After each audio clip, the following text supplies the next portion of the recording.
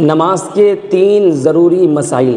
دیکھیے پہلا سوال تو یہ ہے کہ بہت سے اسلامی بھائی اس میں غلطی کرتے ہیں کہ جب امام صاحب رکوع میں ہوتے ہیں اور جو سامنے والا بندہ ہے وہ جلدی جلدی آتا ہے اور وہ رکوع میں جانے کی کوشش کرتا ہے جب تک کیا ہے امام صاحب اوپر کو اٹھ جاتے ہیں، تو پھر وہ کیا ہے اپنی رکعت کو شامل کر لیتا ہے، یعنی کہ وہ رکعت پھر نہیں پڑھتا ہے۔ تو دیکھیے اس میں غلطی کرتے ہیں کہ اگر کیا ہے آپ کو امام صاحب کے ساتھ رکوع نہیں ملا ہے تو آپ کی رکعت نہیں مانی جائے گی۔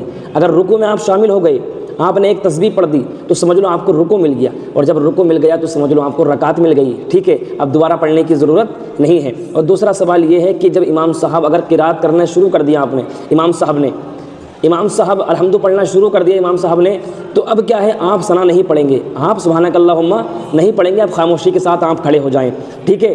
اور جو ظہر کی نماز ہے، عصر کی نماز ہے، اس میں آپ پڑھ سکتے ہیں۔ اور تیسرا مسئلہ یہ ہے کہ امام صاحب کے پیچھے قرات نہیں ہوتی ہے۔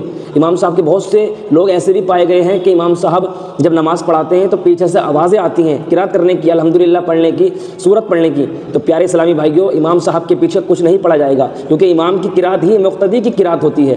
امام کی قرات کرنا مقتدی کی قرات کرنا ہے، تو مقتدی قرات نہیں کرے گا، کچھ نہیں پڑھے گا، سبحان ربی العظیم پڑھے گا، سبحان ربی الاعلیٰ پڑھے گا، تحیات پڑھے گا، صرف یہ پڑھے گا، اس کے علاوہ کچھ نہیں پڑھے گا۔